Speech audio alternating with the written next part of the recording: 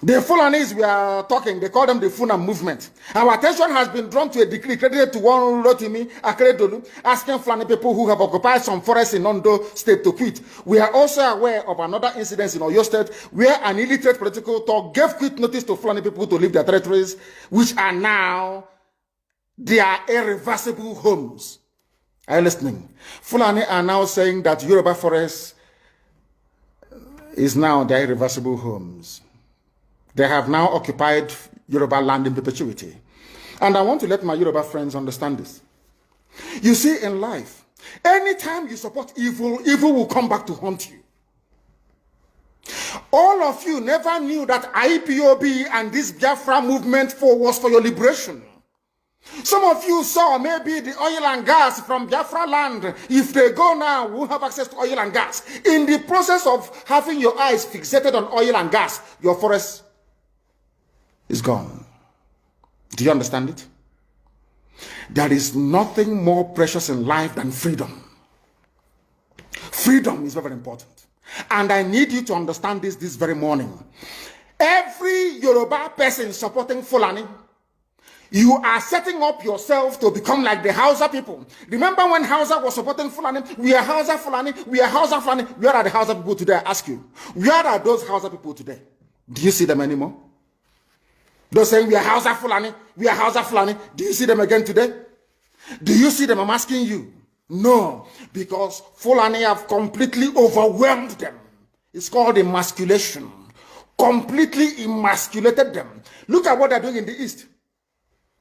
In the East, they come to the East, I will tell you, oh, you want to be the president or vice? Yeah. They say, give us land for Ruga. They give them land. As soldiers of Kadu did that Lord Banta. They have taken it over in forever and ever. Give us land in your state. Hope of them are prove to us that you are stood. Give us land in Olo. Hope of them will give them land in Olo.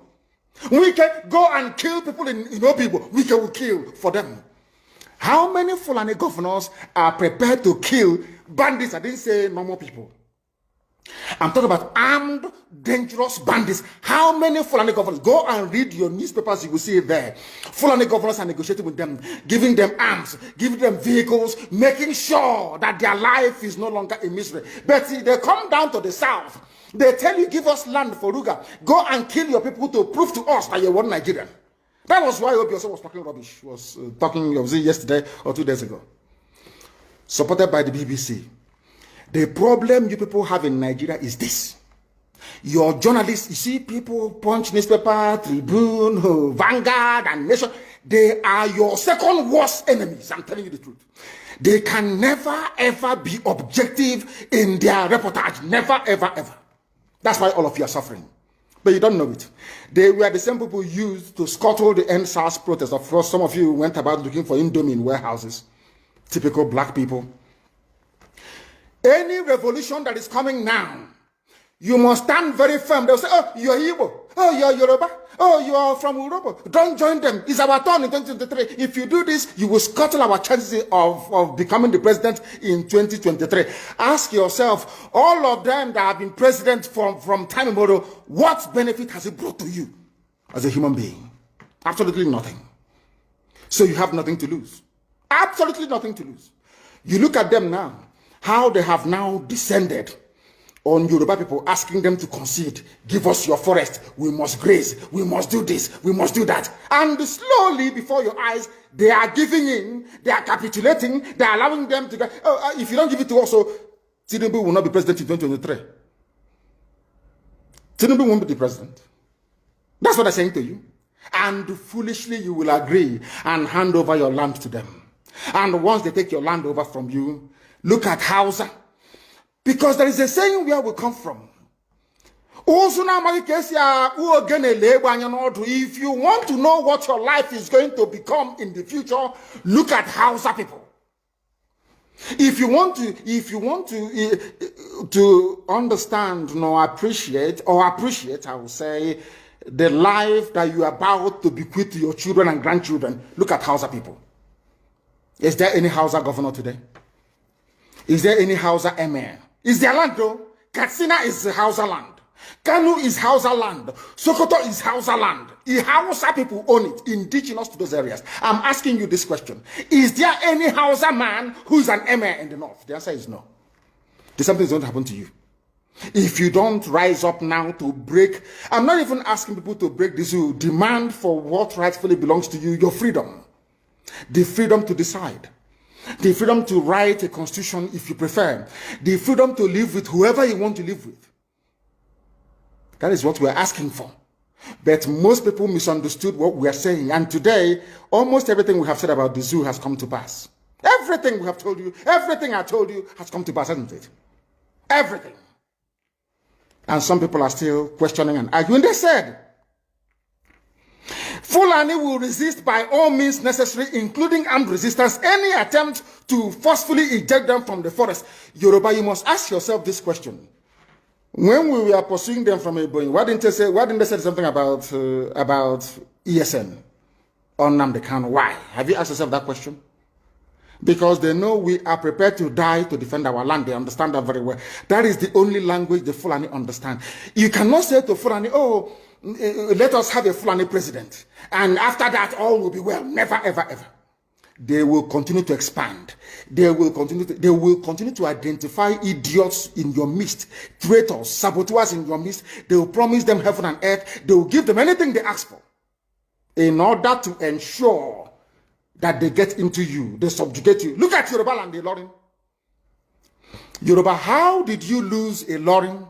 You lost Ilorin because somebody thought or felt that by aligning himself with what he felt was a superior Fulani force, he can defeat his own people. Afonja, what happened? As a result of that miscalculation, the great Yoruba race lost Ilorin to Fulani Caliphate. That is why in Ilorin you have an emir of Ilorin, not an Oba of Ilorin, answerable to Sokoto. That is where Lai Muhammad comes from. You can see them. Sokoto slaves in Yoruba land. When I say that, it's not religion. It has nothing to do with religion. It has everything to do with the mentality of a conquered people. Now they have left Ilorin, having taken Ilorin and taken it to Sokoto. They now want to come into Oyo. They want to come into Ondo. Once they take over all those places, it's over for the Yoruba race. Over for you. No, never again will anybody rise a man of honor or integrity in Yoruba land. Never ever. It will only be their stooge. Look at what's happening in the East. Only Fulani stooges can now emerge in the East. It took them very many years, nearly 50 years, to accomplish this very simple task of making sure that everybody, be it Ohanese, be it Pandef, be it governor, anybody you're bringing out must come to the north to swear allegiance to the caliphate. All of them, ban on. Is there any political godfather in the East? There is none. They all go to the north to go and swear allegiance to the Janjaweed.